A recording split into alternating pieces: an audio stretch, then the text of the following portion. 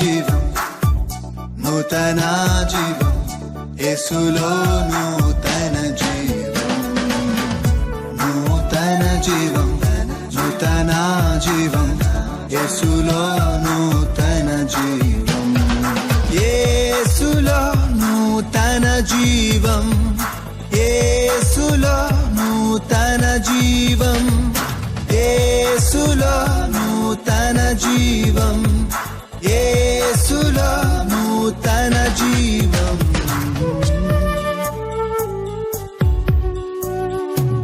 నూతన జీవం, నూతన జీవం, యేసులో నూతన జీవం, నూతన జీవం, నూతన జీవం, యేసులో నూతన జీవం, యేసులో నూతన జీవం.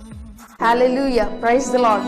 యేసులో నూతన జీవం అనే ఆధ్యాత్మిక టీవీ కార్యక్రమానికి మిమ్మల్ని ప్రేమతో ఆహ్వానిస్తున్నాము. ఈ టీవీ కార్యక్రమం ద్వారా మీరు ఎంతగానో ఆశీర్వాదం పొందుతున్నారని విశ్వసిస్తున్నాము. ప్రతి వారం ఇదే సమయానికి ఇదే ఛానల్లో వచ్చిన ఈ టీవీ కార్యక్రమాన్ని మీరు చూస్తారని మేము విశ్వసిస్తున్నాము. ఇప్పుడు పాస్టర్ మోజెస్ అభిషేక్ గారు దేవుని యొక్క వర్తమానాన్ని అందజేస్తారు. Glory be unto the name of Jesus. యేసు నామమునకు మహిమ కలుగును గాక. Greetings to you, dear precious people of God, in the name of our Lord and Savior Jesus Christ. దేవుని యందు ప్రశస్తమైనటువంటి ప్రజలారా, ప్రభు అయినటువంటి యేసుక్రీస్తు నామములో మీకు అందరికీ శుభములు. How are you all doing? మీరందరూ కూడా శుభముగా ఉన్నారని నమ్ముతున్నాం. We are believing in Almighty God and His wonders that you are being saved by His provisions. సర్వశక్తిమంతుడైనటువంటి దేవాది దేవుని యొక్క కృపలో మీరందరూ కూడా ఆయన ద్వారా కాపాడబడుతున్నారని నమ్ముతున్నాము. And our living God is always living with us to strengthen us and empower us each and every day. సజీవుడైనటువంటి మన దేవుడు ఎల్లప్పుడూ మనతోనే జీవించుచూ ఉండి దినము మనలను జీవింపచేయుచు శక్తివంతము చేయుచున్నారు. So let us be grateful to the name of Jesus and praise His name always. గనుకనే ఆయన నామమును ఎల్లప్పుడూ కూడా స్తుతించి ఆయనకు మనము నమ్మకముగా ఉండి వారముగా ఉందము. Today, dear precious people of God, ఈ దినమున ప్రశస్తమైన ప్రజలారా, as in the last episode we meditated about the beatitudes, గత కాలమందు మనం అందరమును కూడా దేవుని యొక్క ధన్యతలను మనం ధ్యానించాము. so we understood firstly that blessed are the poor in spirit. పేదలైనటువంటి వారు ధన్యులు ఆత్మయందు అని మనము ధ్యానించాము. The people who are humble towards God, who are obedient towards God, they are blessed. దేవుని ఎడల వినయ విధేయతలతోనూ ఉన్నవారి ఆశీర్వాదములని ధ్యానించాము. So they will be the person who will be inheriting the kingdom of God. దేవుని రాజ్యమునకు వారసులని మనము ధ్యానించాము. And today let us listen and understand the second beatitude. ఇది నాన్న రెండవ ధన్యతను విని మనము దానిని ధ్యానించెదము. So let us look on to book of Matthew, మత్తయి సువార్త చూచి chapter 5 verse 4. 5వ అధ్యాయము 4వ వచనము. Gospel of Matthew chapter 5 verse 4. మత్తయి సువార్త 5వ అధ్యాయము 4వ వచనము. Blessed are those who mourn, దుఃఖించువారు ధన్యులు, for they will be comforted. వారు ఓదార్చబడుదురు. Blessed are those who mourn, ఎవరైతే దుఃఖించుచూ ఉన్నారో they will be comforted. వారు ఓదార్చబడతారు. Today the second beatitude is the blessing is for the mourning people or crying people. ఎవరైతే దుఃఖముతోనూ విచారముతోనూ ఉన్నవారో వారికి ఓదార్పు అనేటువంటి రెండవ ధన్యతను గూర్చి.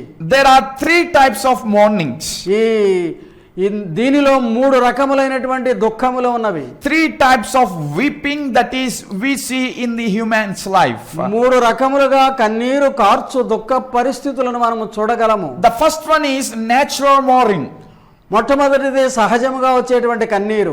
Natural weeping because of the loss of the dear ones or beloved ones. ఎవరైనా కూడా మరణమైనప్పుడు మన ప్రియులు వచ్చేటువంటి దుఃఖము కన్నీరు. Or because of the disasters or catastrophic situations that they were going all around the world, we feel some sort of mourning in our life. అది కాక ప్రపంచములో జరిగేటువంటి భయంకరమైనటువంటి విపత్తులను చూచినప్పుడు కూడా మనకు దుఃఖము వచ్చే కన్నీరు. In our family, if any one of our beloved ones lost, ఎవరైనా మన ప్రియులు మనము కోల్పోయినప్పుడు we will be weeping in our heart. మన హృదయంలో కూడా ఏడ్చుచూ ఉంటాం. And sometimes if unknown people were also expired, we will weep because of the affection we have to them. మనకి తెలియని వారైనప్పటికీ వారిపైన ఉన్నటువంటి అభిమానమును బట్టి వారు గతించినప్పుడు కూడా మనకు దుఃఖము వచ్చి కన్నీరు రావచ్చు. And in this COVID-19 situations where others were suffering, where others were losing everything, we are feeling their pain and we are mourning.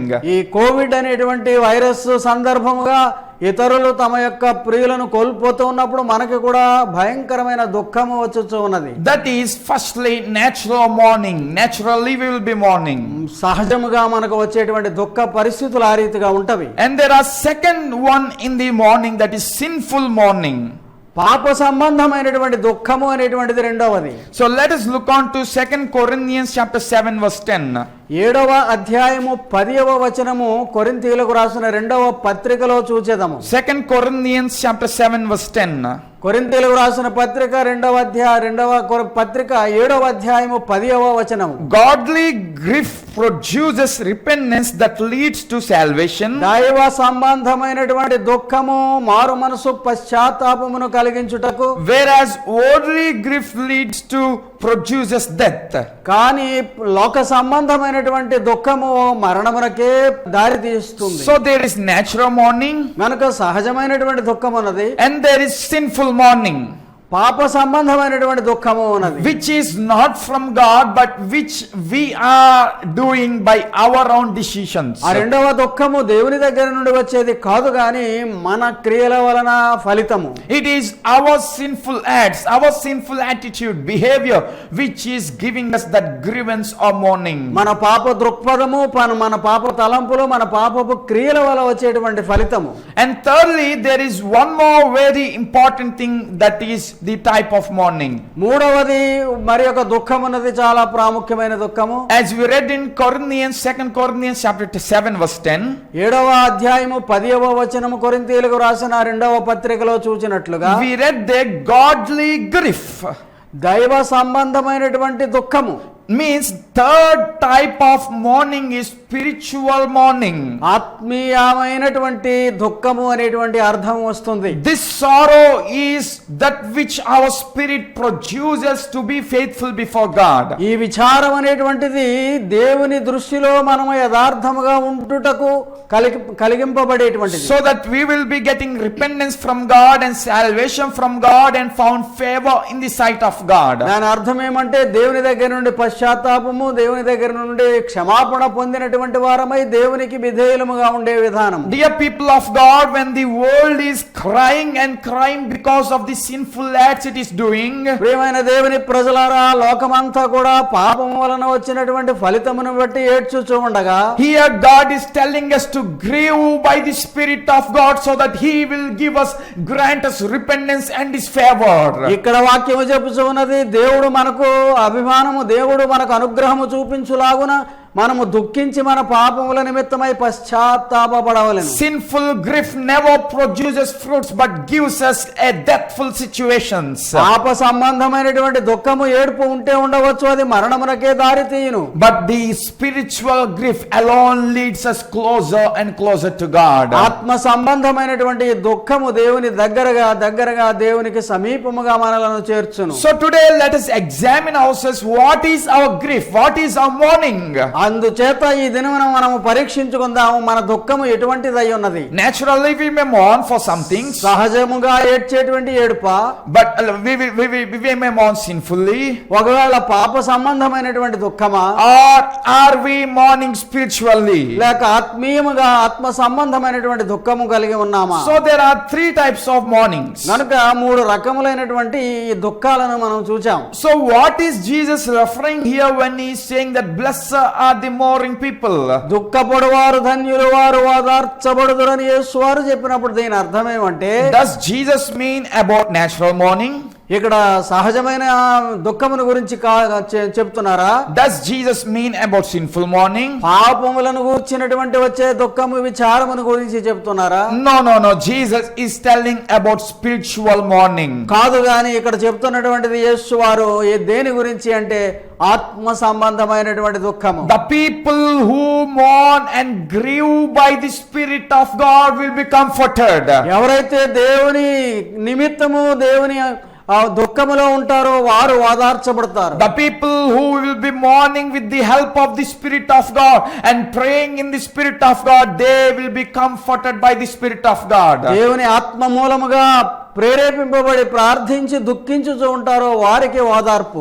As when we come before God, then He will be comforting us. ఎప్పుడైతే మనము దేవునికి సన్నిహితముగా వస్తామో దేవుడు మనలను ఓదార్చుచూ ఉంటారు. So Jesus here refers about spiritual mourning. ఇక్కడ ఆత్మ సంబంధమైనటువంటి ఈ దుఃఖమును గురించి చెప్తూ ఉన్నారు. This spiritual mourning has three distinctions.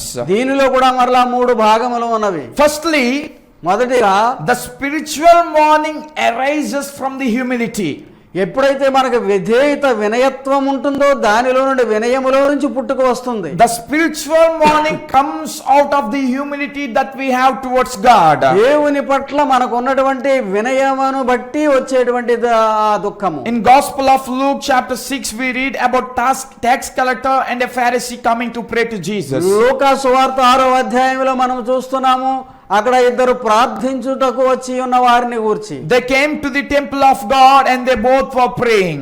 ఇరువురు కూడా దేవుని ఆలయమునకు వచ్చి ప్రార్థించుచూ ఉన్నారు. A Pharisee went inside the temple and is praying, God, I did that for you. I am great one for you and I am doing everything for you. పరిసయ్యుడు చెప్తూ ఉన్నాడు, ప్రభువా నీ కోసం నేను గొప్ప కార్యములు చేశాను, అది చేశాను, ఇది చేశాను అని చెప్తున్నాడు. God, I offered this much offerings to you. I gave this much to you and I helped this much people. నీకు ఇంత డబ్బు నేను కానుకగా ఇచ్చాను లేక ఇంతమందికి నేను సహాయం చేశానని చెప్తూ ఉన్నాడు. But the tax collector is praying with humility. అయితే అక్కడ వినయముతో ప్రార్థించుచూ ఉన్నవాడు ఉన్నాడు. Tax collector even unable to come into the temple of God because he recognized himself as a sinful man. అతడు పాపి అని గుర్తింపుగలిగిన వాడు గనుక దేవుని సన్నిధికి వెళ్ళడానికి దేవాలయములోనికి వెళ్ళడానికే భయపడుతూ ఉన్నాడు. He prayed that God, I am unworthy, please forgive me, let your grace fall upon me. అతని ప్రార్థన ఎలాగున్నదంటే, ప్రభువా నేను తగిన వాడను కాను, నీ కృపను నాపైన ఉంచుము అంటున్నాడు. So where these people, two people are praying, one is praying with humility and other is praying with pride. వీరిరువురి ప్రార్థనలలోను కూడా ఒకని ప్రార్థనలో గర్వ సంబంధమైనటువంటి విధానం ఉన్నది, రెండవ ప్రార్థనలో వినయ విధేయతలు కనబడుతున్నవి. Jesus tells through this parable that the prayer of the tax collector which came out of humility is answered. ఎక్కడైతే ఆ వినయ విధేయతలతో అతడు చేసిన ప్రార్థన ఉన్నదో దానికి జవాబును ఉన్నది అని క్రీస్తు వారు చెప్తూ ఉన్నారు. So spiritual mourning always arises from the humility, humble heart. ఆత్మ సంబంధమైనటువంటి దుఃఖము మన హృదయములో ఉండేటువంటి వినయముతో బయటకు వచ్చేది. When we the people of God humble before God and pray towards Him, the book of Deuteronomy says, He will pour His grace upon the nations. ద్వితీయోపదేశ కాండములో మనం చూసాము, అక్కడ ఎవరైతే వినయ విధేయతలతో తమ్మును తాము తగ్గించుకొని ప్రార్థిస్తారో వారి ప్రార్థనకు ఫలితం ఉన్నదని. God will bless their nations and weep away all the sufferings they were going through. వారికి ఉన్నటువంటి దుఃఖమంతటిని కూడా తీసివేసి దేశమునే కాపాడుతానంటున్నాడు దేవుడు. So we should pray with humility in our life. కనుక మన జీవితాలలో మనం వినయముతో ప్రార్థించాలి. Today many Christian people are praying. It is good to pray. చాలా మంది ప్రార్థిస్తున్నారు, మంచిదే. But how is our prayer life? అయితే మన ప్రార్థనా జీవితం ఎలా ఉన్నది? Are we boasting in our prayer that God, I did this for you, I am saved in that day, from that my salvation I did many things for you? మన గొప్పలు చెప్పుకునే రీతిగా దేవా నీకు ఇది చేశాను అది చేశానని నీ గొప్ప కార్యములనే పొగుడుచూ ప్రార్థిస్తున్నావా? Or are you bargaining to God that God, I blessed them, I helped them, so you bless me? దేవా నేను ఎంత చేశాను గనక నీవు నన్ను దీవించు అని దేవునితో బేరవాడుతున్నటువంటి ప్రార్థన అనాలా? Is your prayers is a business or a bargaining to God, or it is a communication of humility to God? వ్యాపార సంబంధముగా దేవుని దగ్గర నుంచి ఏదో పొందాలి అనేటువంటి ఆ విధముగా నీవు దేవునితో మాట్లాడుతున్నావా, లేకపోతే వినయ విధేయతలతో ప్రార్థిస్తున్నావా? My dear Christian friends, today it is the time to acknowledge that how is our prayer life. ప్రియ క్రైస్తవ సోదర సోదరీమణులారా, మన ప్రార్థనా జీవితం ఎలా ఉన్నదో గమనించుకొనవలసిన దినము. Are we boasting ourselves, or are we humbling before that enthroned God? మనము దేవుని సన్నిధిలో గర్విస్తూ ఉన్నామా, లేక వినయ విధేయతలతో ఉన్నామా? It is very important to pray with humility. వినయముతో ప్రార్థించుట చాలా ప్రాముఖ్యము. Then only God answers our prayers and He will come to comfort us. అప్పుడే ఆయన మన ప్రార్థనలను విని మనలను ఓదార్చుటకు రాగలడు. And secondly, the second distinction of spiritual prayer is ఆత్మ సంబంధమైన ప్రార్థనలలో రెండవ విధానం ఏమంటే, spiritual mourning arises from the heart. హృదయములో నుండి వచ్చేటువంటి దుఃఖము అది. Spiritual mourning is the matter of our heart. మన హృదయ సంబంధితమైనటువంటి పని అది. Dear people, although we may growing astray from God, దేవునికి దూరం అయిపోతూ ఉన్నటువంటి తరుణములో కూడా if you come before God and grieve to Him or pray to Him by telling that God, I am submitting all unto you, God is right before you to answer your prayers. దూరముగా పోతూ ఉన్నప్పటికీ దేవునికి దగ్గరగా వచ్చి, ప్రభువా సమీపముగా నీ దగ్గరికి వస్తున్నానని వినయ విధేయతలు చూపిస్తే తప్పక దేవుడు నీకు ఓదార్పునిచ్చువాడు. The perfect example for that is Samson, the greatest judge. గొప్పదైనటువంటి న్యాయాధిపతిగా ఉన్నటువంటి సంసోనే దానికి గుర్తు. A very powerful man who was being empowered by God. దేవుని చేత శక్తి పొందినటువంటి మహాబలశాలిగా ఉన్నవాడే కాని, But because of the worldly pressures, he went away from God. లోక సంబంధమైనటువంటి సౌఖ్యములను చూచి దూరం అయిపోయాడు దేవునికి. But when he experiencing the punishment or the consequences of his sin, ఫలితముగా వచ్చేటువంటి దేవుని యొక్క పాప ఫలితముగా వచ్చేటువంటి బాధను అనుభవిస్తున్నప్పుడు, he started grieving or mourning to God spiritually from his spirit. అతని హృదయములో నుండి ఆత్మ సంబంధమైనటువంటి దుఃఖముతో దేవుని దగ్గరకు వస్తున్నాడు. His prayer is, God, please help me once again, give me your strength. ఒక్కసారి ప్రభువా నన్ను బలపరిచి నన్ను దీవించుమని ఆఖరిగా ప్రార్థిస్తున్నాడు. Yes Lord, I did a mistake, please forgive me. నేను తప్పు చేశాను, నన్ను క్షమించు ప్రభు. He submitted his heart once again to the hands of God. మరి ఒకసారి దేవునికి తన యొక్క హృదయాన్ని సమర్పించుకుంటూ ఉన్నాడు. So with that spiritual mourning, when he submitted himself to the hands of God, దేవుని చేతులకు తనను తాను సమర్పించుకున్నాడు. ఎప్పుడైతే తన యొక్క హృదయాన్ని తగ్గించుకొని God empowered him and strengthened him. మరి ఒకసారి దేవుడు అతనికి శక్తివంతముగా చేశాడు. So Jesus is telling that blessed are the mourning people. కనుక దుఃఖించువారు ధన్యులు. Those mourning should come from a humbleness, మన విధేయతలో నుండి రావాలి ఆ దుఃఖము. and those mourning should come from our heart. ఆ దుఃఖములు మన హృదయములో నుండి రావాలి. When we mourn by humbleness, our prayers will be answered. విధేయతతో మనం ఎప్పుడైతే దుఃఖిస్తూ ఉన్నామో మన ప్రార్థనలకు జవాబు. When we mourn with all our heart, our God will be coming near to us and He will strengthen us. హృదయం అంతటితోనూ కూడా ఎప్పుడైతే దేవుని దగ్గర నీవు మొర్రబెడతావో అప్పుడు దేవుడు నీకు సహాయం చేస్తాడు. Let me say one more thing. మరి ఒక విషయం చెప్తాను. David committed sin before God. దావీదు పాపము చేశాడు దేవుని దృష్టిలో. And God said, I am going to punish you. దేవుడు చెప్పాడు, నీకు శిక్షనిచ్చుతూ ఉన్నాను. David bowed down before God and he prayed to God all the day with fasting. అప్పుడు ఏం చేశాడు దావీదు? తల వంచుకొని దేవుని దగ్గర వంగిన వాడై ఉండి ఉపవాసముతో ప్రార్థించాడు. Although the punishment of God didn't taken away from David's life,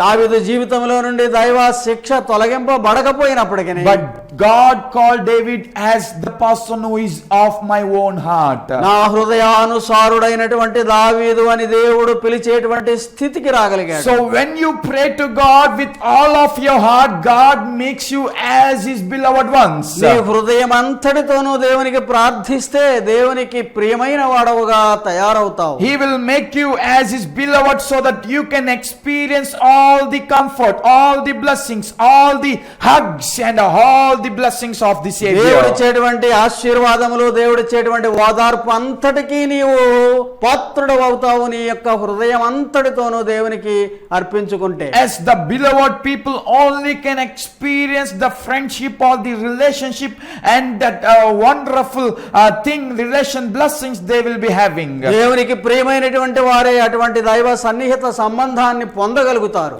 And Hannah also prayed by submitting all her heart to God. హృదయం అంతా కూడా దేవుని దగ్గర ధారపోస్తూ అన్నా అనేటువంటి ఆవిడ కూడా ప్రార్థించినది. She grieved in the presence of దేవుని God. సన్నిధిలో దుఃఖముతో మొరపెట్టింది. And God comforted her. దేవుడు ఆమెను ఓదార్చాడు. Today, dear friends, I am saying to you, ఓ ప్రియమైన స్నేహితులారా, ఈ దినాన మీకు తెలియజేస్తున్నాను. so our prayers should come from our heart. మన ప్రార్థనలు హృదయాంతరాళముల నుండి రావాలి. It doesn't mean our prayer should be only the matter of our lips, మన పెదవులతో స్తుతించుట మాత్రము కాదు, but it should be a matter of our heart so that God will be comforting us. దేవుడు మనలను ఓదార్చు రీతిగా హృదయం అంతటిలో నుండి రావాలి. So Jesus says, these people who are praying with humbleness, who are mourning with all heart, they will be comforted. హృదయం అంతటితోనూ కూడా దుఃఖించి విచారించి ఎవరైతే దుఃఖిస్తూ ఉన్నారో వారు ఓదార్చబడతారు అని యేసు వారు చెప్తున్నాడు. And the third distinction of mourning is, మూడవది ఏమంటే అక్కడ ఉన్నటువంటి తేడా, these people has to mourn with the infused hope.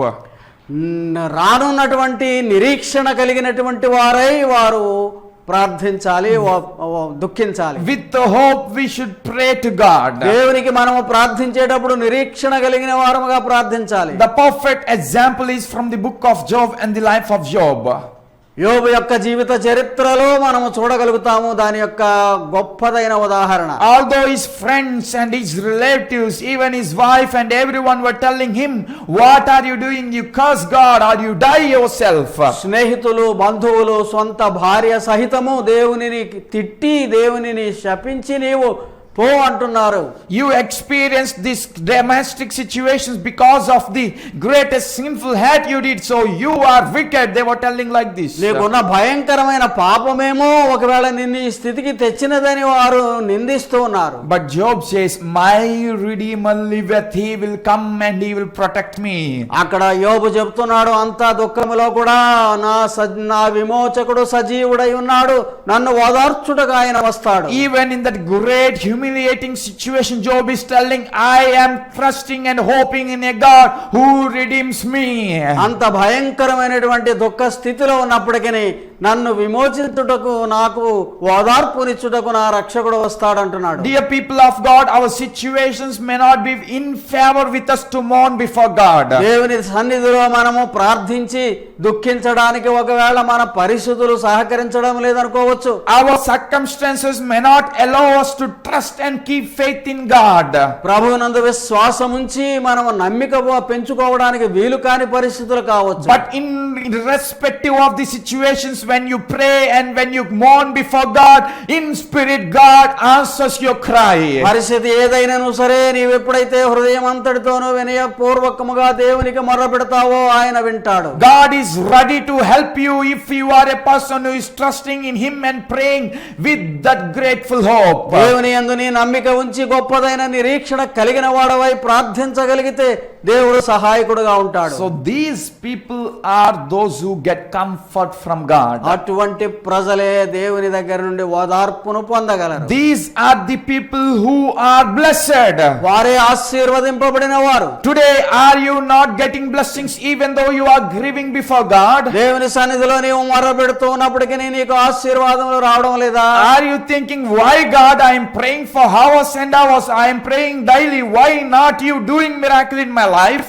దినము గంటల తరబడి నేను ప్రార్థిస్తున్నాను ప్రభు, నాకు ఏమీ అద్భుతములు జరగడం లేదంటున్నాను. అంటున్నావా?